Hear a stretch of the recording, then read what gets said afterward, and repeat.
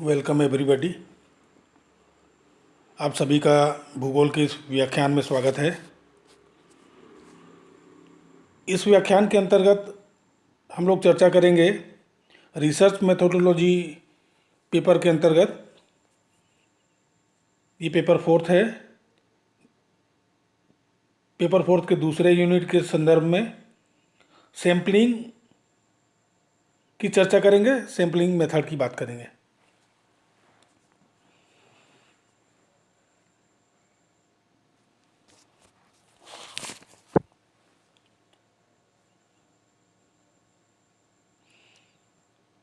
चलिए प्रारंभ करते हैं कि ये सैम्पलिंग होता क्या है।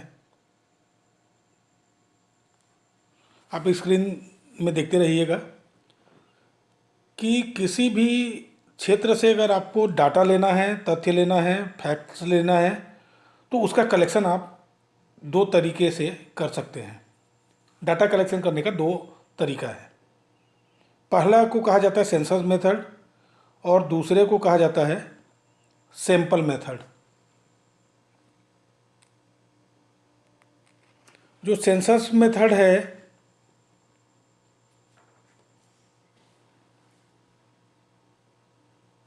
ये है कि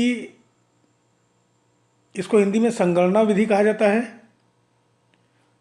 सेंसस मेथड में जो शोधकर्ता होता है वो पूरे क्षेत्र का अध्ययन करता है। और सेंसस का अगर हम मीनिंग लें तो इसका मीनिंग होता है पूरी गणना, पूर्ण गणना। जितनी भी इकाइयां हैं अध्ययन के अंतर्गत पूरी की पूरी इकाइयां ले ली जाती हैं।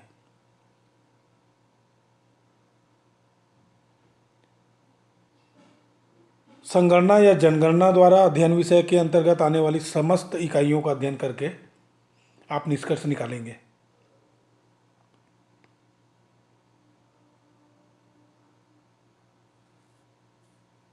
और दूसरा तरीका है सैंपल मेथड, निदर्शन विधि।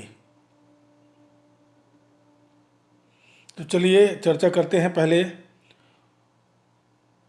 सेंसस मेथड का। तो ये जो सेंसस मेथड है इसमें तीन महत्वपूर्ण चीज़ें होती है, या आप ये मान के चलिएगा कि ये तीनों उसके गुण हैं जो आप स्क्रीन में देख रहे हैं।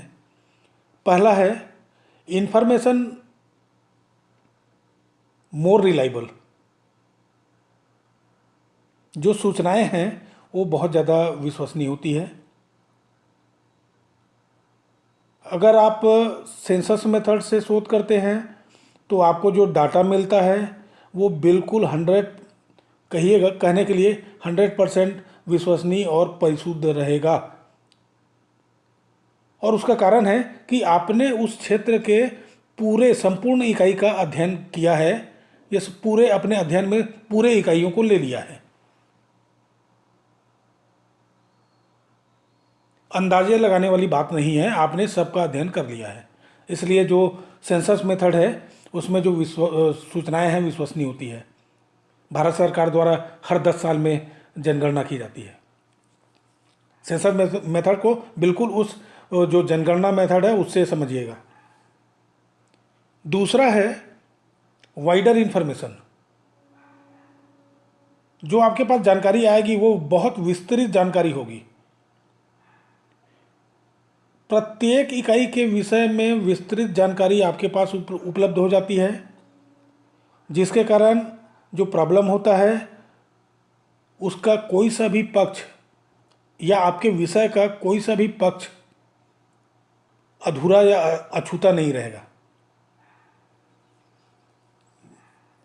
और तीसरी इसकी विशेषता या गुण है वो है suitable for heterogeneous area.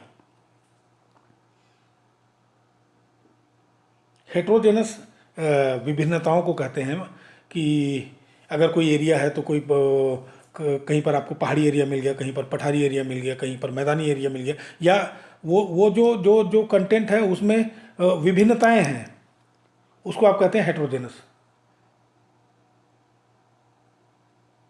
Suitable for heterogeneous area. तो जो विषम या विभिन्नताओं वाले जो क्षेत्र हैं उसमें ये बिल्कुल सूटेबल मेथड है सेंसस मेथड। क्योंकि जब क्षेत्र की इकाइयों में अगर विभिन्नता और विषमता पाई जाती है, उस कंडीशन में ये जो सेंसस मेथड है उसी को ही सर्वश्रेष्ठ मानी जाएगी, क्योंकि उन सभी विभिन्नताओं का भी पूरी इकाइयों का अध्ययन आपने कर लिया या इस मेथड में किया जाता है।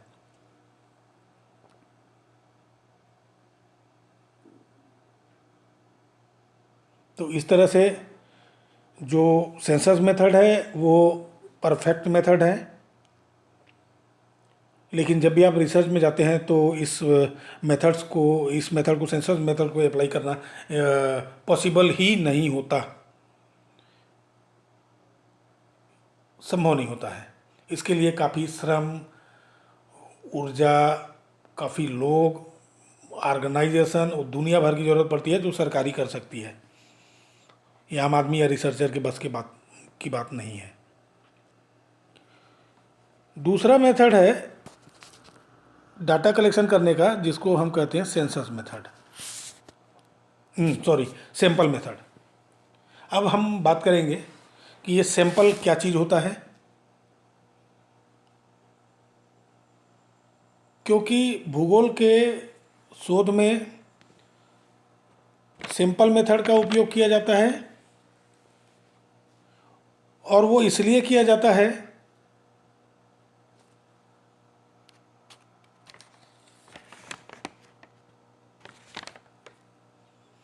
कि भूगोल का जो अध्ययन क्षेत्र है वो पूरा ग्लोब होता है, हमारी जो पृथ्वी है।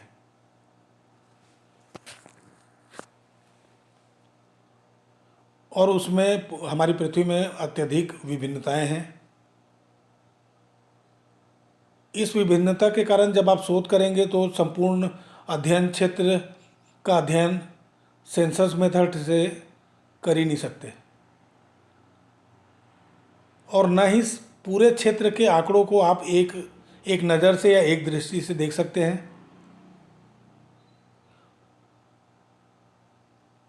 जब ये दोनों काम नहीं कर सकते तो क्या करेंगे हम? तो हम उन विभिन्न क्षेत्रों के प्रतिनिधि इकाइयों को चुनकर अध्ययन कर लेते हैं, क्योंकि इतना ब्रॉड स्टडी पॉसिबल नहीं है सेंसस मेथड में। तो इसलिए हम क्या करेंगे, जब वो नहीं पूरे इकाई का चयन अध्ययन नहीं कर सकते तो इकाइयों को चुन लेंगे, सेलेक्ट कर लेंगे। भूगोल में एरिया सैंपलिंग होता है, यूनिट सैंपलिंग होता है, नॉन स्पेटियल सैंपलिंग होता है। एक्चुअली में हुआ ये कि कोचरन के द्वारा ये जो सैंपलिंग है उसको स्टैटिस्टिक्स में प्रयोग किया गया है। जैसे ही वहाँ प्रयोग हुआ तुरंत उसके बाद इसको ज्योग्राफी में अप्लाई करना चालू कर दिए, क्योंकि हमारा सब्जेक्ट में पूरे यूनिवर्स का जो आप समग्र कहते हैं उसका अध्ययन करना पॉसिबल नहीं है। इकोलॉजी में बॉर्डियो यूज़ किया। भूगोल में इसका श्रेय जाता है जियोमॉर्फोलॉजी में स्टालर महोदय ने यूज़ किया।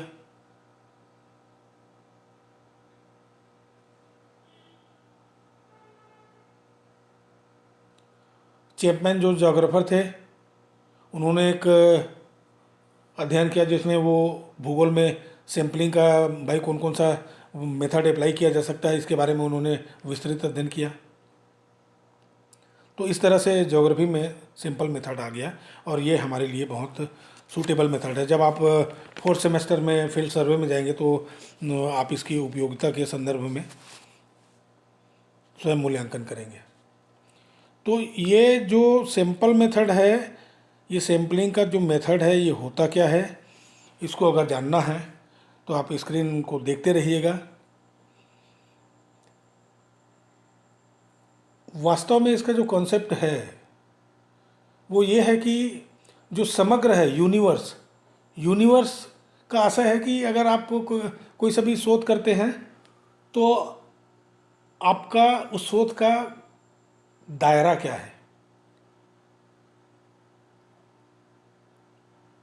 जैसे अगर आप अध्ययन कर रहे हैं कि ट्राइब्स इन इंडिया, तो आपका समग्र हो गया इंडिया।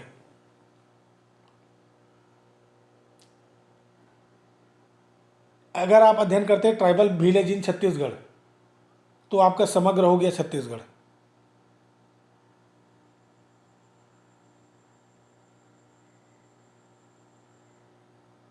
अगर आप शोध करना चाहते हैं nutrition problem in Raipur district, तो आपका समग्र हो गया रायपुर डिस्ट्रिक्ट। तो समग्र से आप मेरा आशय समझ जाइएगा।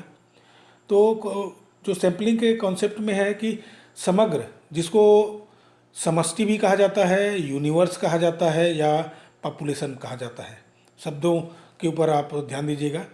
तो समग्र में से जो चुनी जाने वाली कुछ इकाइयों को न्यादर्श या सैंपल कहते हैं। वो जो समग्र है उसमें से आप कुछ इकाइयों का चयन कर लेंगे, उसको सैंपल कहा जाता है। और उन सैंपलों का उचित चुनाव जिस प्रक्रिया, जिस प्रोसेस के द्वारा किया जाता है, उसे सैंपलिंग कहा जाता है। हिंदी में प्रतिचयन या निदर्शन कहते हैं। तो फिर मैं रिपीट कर रहा हूं, यूनिवर्स से चुनी जाने वाली कुछ इकाइयों को सैंपल कहा जाता है, और सैंपल का उचित चुनाव जिस प्रोसेस के द्वारा किया जाता है उसे सैंपलिंग कहा जाता है।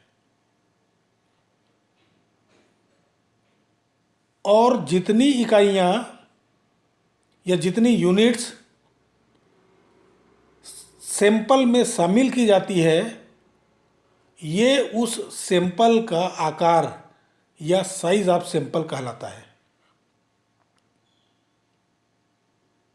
और ये जो सैंपल होते हैं वो पूरे यूनिवर्स का, आपके समग्र का प्रतिनिधित्व करते हैं।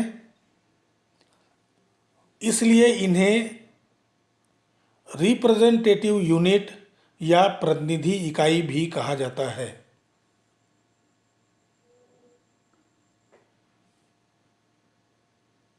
या बहुत सामान्य अर्थ में कहें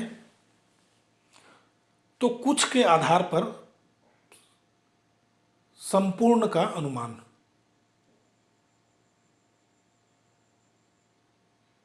और सैंपलिंग का बेसिस क्या होता है? बेस, आधार।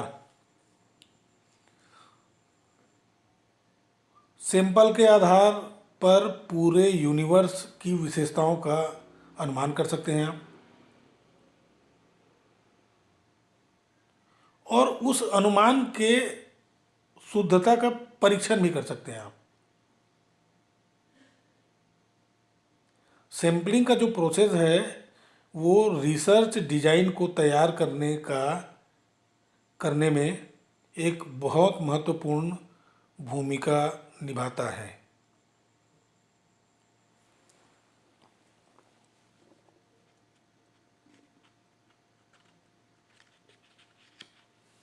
जैसा कि आप स्क्रीन में देख रहे हैं,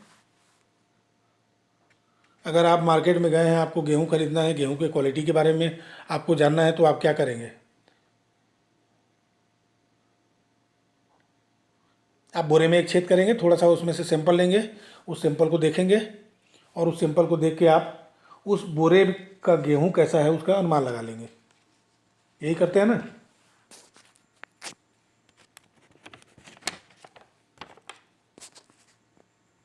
चलिए आगे चलते हैं। ये डायग्राम देखिएगा।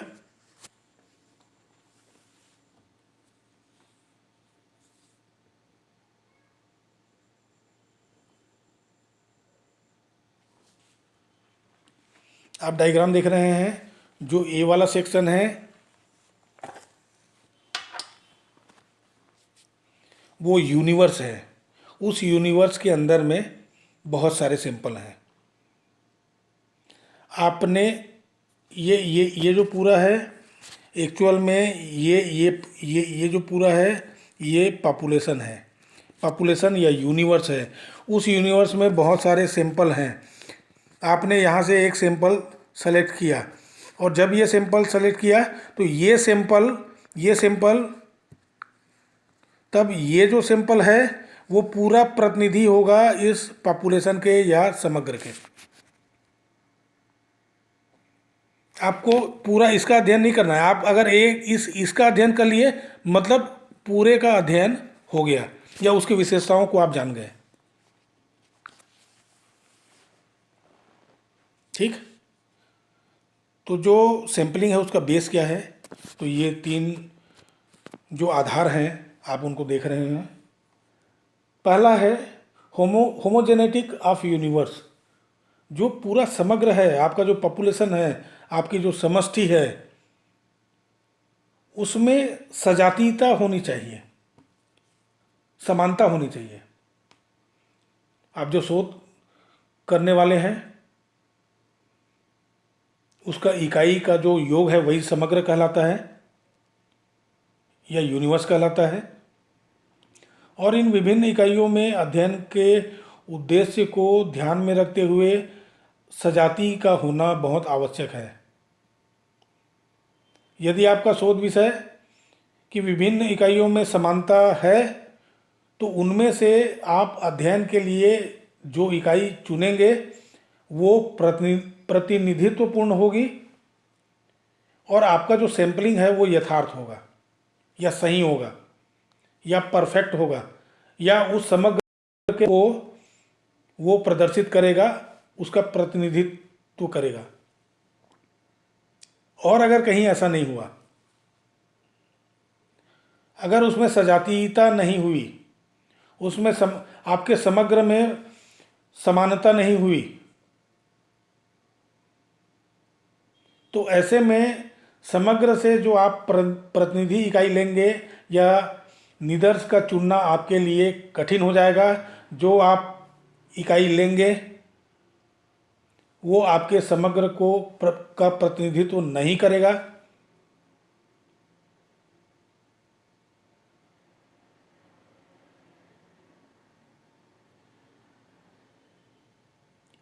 इस तरीके से यदि समग्र के इकाइयों में असमानता होगी तो निदर्शन का प्रयोग संभव नहीं होता है।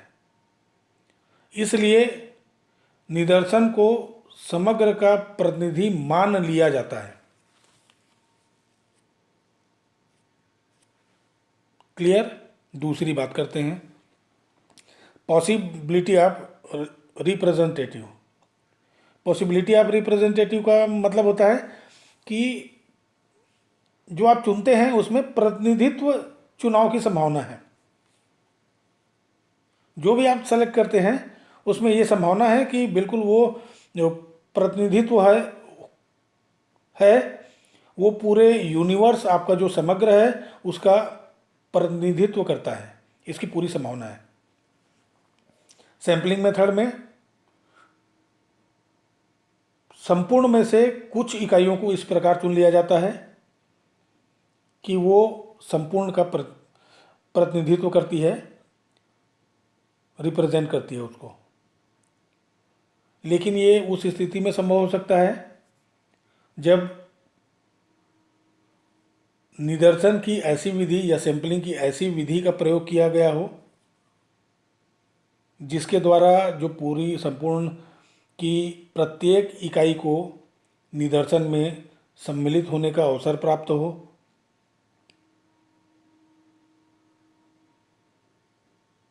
संपूर्ण का प्रतिनिधित्व करने के लिए ये बिल्कुल आवश्यक है कि निर्देशांकों की संख्या समूह के विशालता के अनुपात में हो। अगर आपका यूनिवर्स बहुत बड़ा है,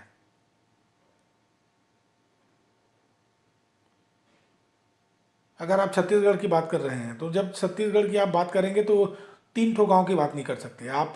3 ठो गांव से यूनिट सेलेक्ट करके आप स्टडी करके आप ये बताएंगे कि ये जो रिजल्ट आ रहा है उसको पूरे छत्तीसगढ़ में अप्लाई किया जा सकता है करके, तो ये अनुचित होगा। तो आपका जो जिस प्रकार का यूनिवर्स होगा, सैंपल यूनिट्स की संख्या उसी अनुपात में होगी। जितना बड़ा आप यूनिवर्स लेंगे, आपका आपकी इकाइयों की जो सैंपल साइज है वो बड़ा होते जाएगा।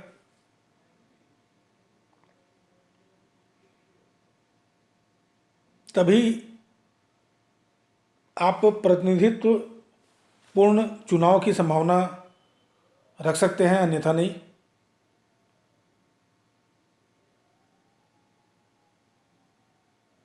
तीसरा है एडुकेट एक्यूरेसी, मतलब समुचित आप शुद्धता रखिए।